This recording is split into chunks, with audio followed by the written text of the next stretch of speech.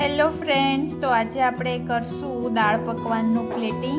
તો દાળ પકવાનનું પ્લેટિંગ કરવા માટે મેં બધી જ એની વસ્તુઓ બનાવીને રેડી રાખી છે. દાળ પકવાન એક એવી વસ્તુ છે જે અલગ અલગ જગ્યાએ બધા અલગ અલગ રીતે ખાતા હોય છે.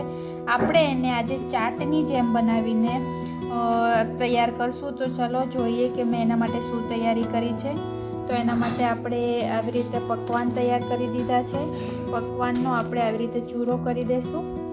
સાથે મેં લીધી છે ઝીણી સેવ, આ છે લસણની ચટણી, લસણને અને લાલ મરચું અને એમાં મીઠું નાખીને ક્રશ કરીને એની ઉપર તેલનો વઘાર કર્યો છે.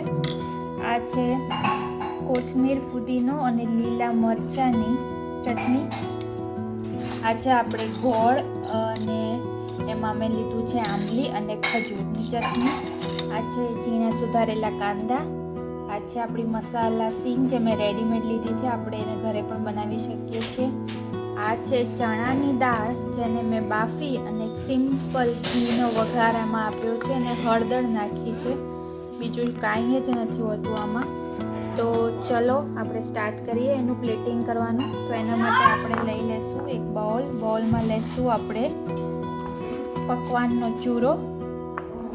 એની ઉપર આપણે લઈશું થોડી લીલી ચટણી, એમાં લઈશું આપણે થોડીક ટેસ્ટ પ્રમાણે લસણની ચટણી, એમાં આપણે લઈશું, જો તમને ગળ્યું વધારે પસંદ હોય તો તમે આ ગળી ચટણી વધારે લઈ શકો છો. થોડી લઈશું આપણે આંબલીની ચટણી અને આપણે એમાં ભરપૂર અમાઉન્ટમાં આખું બાઉલ ભરીને એમાં દાળ લઈશું, તો જ કમ્પ્લીટ એનો ટેસ્ટ આવશે.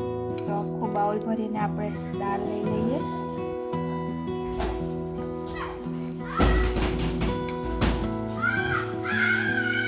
તો આપણે હવે દાળ નાખી દીધી છે.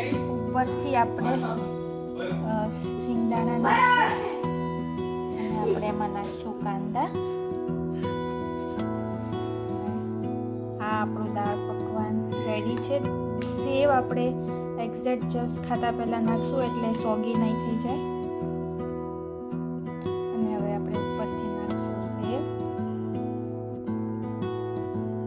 તો આપણી દાળ પકવાન ચાટ એકદમ રેડી છે. તો ચલો એનો ટેસ્ટ કરાવવાનો ટાઈમ થઈ ગયો છે. તો ટેસ્ટ કરાવીએ આપણે.